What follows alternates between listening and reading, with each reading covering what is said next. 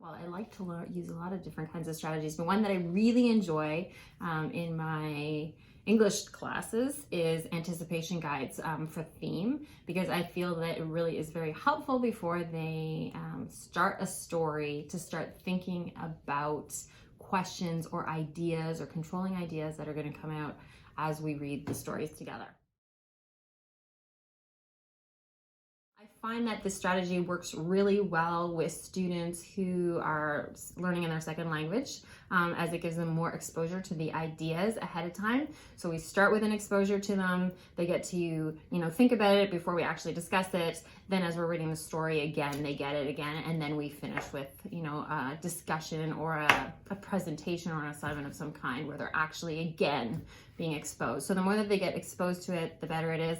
And I think it's just for people who are introverted. I think it's a really great way for them to be able to use this strategy ahead of time, so it involves them more in the activity because they get to think about the things ahead of time, rather than extroverts who like to think out loud. So I find that it's really helpful for multiple people in the classroom. I think that you can use this strategy in any type of course or assignment. Like, I know that science can use it for vocabulary ahead of time. I know that math can say, hey, here's the formulas. For me, I like to use it in regards to my English classes, because that's what I'm teaching. So I'll use it more as a set of questions or some like, what do they know about the topic ahead of time, and those kind of things, so that they can start thinking about the things that we're actually going to be discussing. Here is an example of an anticipation guide I use with the novella of Mice and Men by John Steinbeck. In this space, you'll see that the students have the opportunity to say how they feel about the statement, whether they strongly agree with it, number one, or whether they, somewhere on the scale, all the way up to strongly disagree. And then beneath each of the statements, they have to give the reasons for why they have rated it that way. So they can't just get away with giving it a number. They actually have to give it some thought. So they might get this idea that believing an unhappy situation is only temporary makes it more bearable. And so they might say, hey, yeah, you know what? I think I kind of agree with that, or I'm not sure. So they might give it a 3, but then they have to list a couple of reasons under each of these for why they actually believe that. So all of these are themes and ideas that are within the novel. So automatically right now we're front loading all of these concepts into the students. And then once they've filled all of these lovely things in, we take it. So I give them time, probably about half an hour, to really give it some thought, to really think about how they feel about these. And then we get together and we discuss as a class. So they'll take their sheet, they'll have their sheet, we'll all stand up, and then somewhere I'll create a space in the classroom where they will, either be in the strongly agree, somewhat not sure, or a strongly disagree section, and they will then discuss why they're standing where they're standing. And I'm always super impressed by the discussion that comes out of this, because students have had the opportunity to think about the ideas ahead of time and actually jot down some thoughts. Just as an example of a conversation that might happen, one of the questions that they get there's quite a few questions that are centered around friendship. For example, men will not allow their friends to become burdens, or women need more friends than men do. So it gets them thinking about this idea, well, what is a friend, and how do I be a friend, and do I really feel that way about my friend? And then we get into these really cool discussions about it. And I said, but then that ties in really well to some of the friendships in the novel of Mice and Men, where they go, these men don't really seem to have friends, and why is that the case? And then they can kind of apply it to their own life. What does it mean to be a friend, and how do I be a good friend? So just in general, I just find it a really excellent way of getting them to start thinking about some of the ideas and the underlying ways that it might actually impact them in their own life as well. after you have had your discussion, you've used your anticipation guide, you've read the novel together, I often stop during the reading of the novel and I will, stop and say, hey, well, here's an example of social injustice and what do you guys think about it? Or here's an example of loneliness.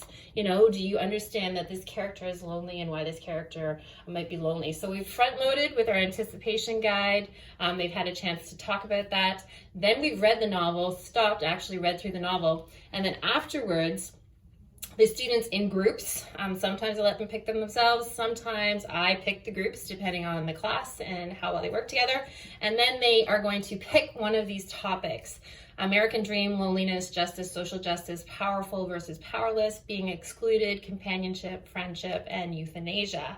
And then they do a little mini presentation on theme, pulling in specific examples, making personal, social, world connections to this idea. Like, how do these ideas still fit into our modern day and the way that we live? And, how are people lonely? How are people lonely in the novel? How are they lonely in society today? And then we kind of culminate it. So the kids are given multiple opportunities to look at this idea of theme in a variety of different ways.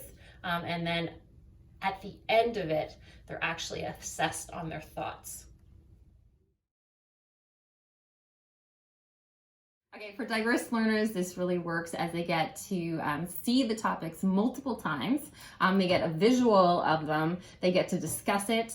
We discuss it as a class, and then they're finally assessed on it. So it really is good for people who need more time with an assignment or need more time to think about the ideas. As I said, for introverts, it's super great because it gets my quieter speakers or my quieter students in the class. It also gives them an opportunity to actually join into a class discussion because they're prepared and ready to actually discuss things, which is, I think, why the discussion actually usually works so well.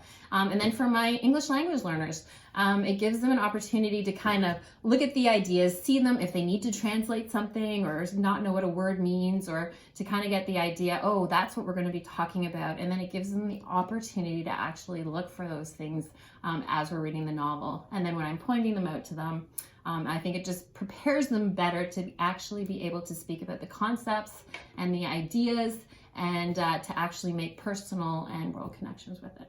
Just as an example of a conversation that might happen, one of the questions that they get there's quite a few questions that are centered around friendship. For example, men will not allow their friends to become burdens, or women need more friends than men do. So it gets them thinking about this idea, well, what is a friend and how do I be a friend and do I really feel that way about my friend? And then we get into these really cool discussions about it.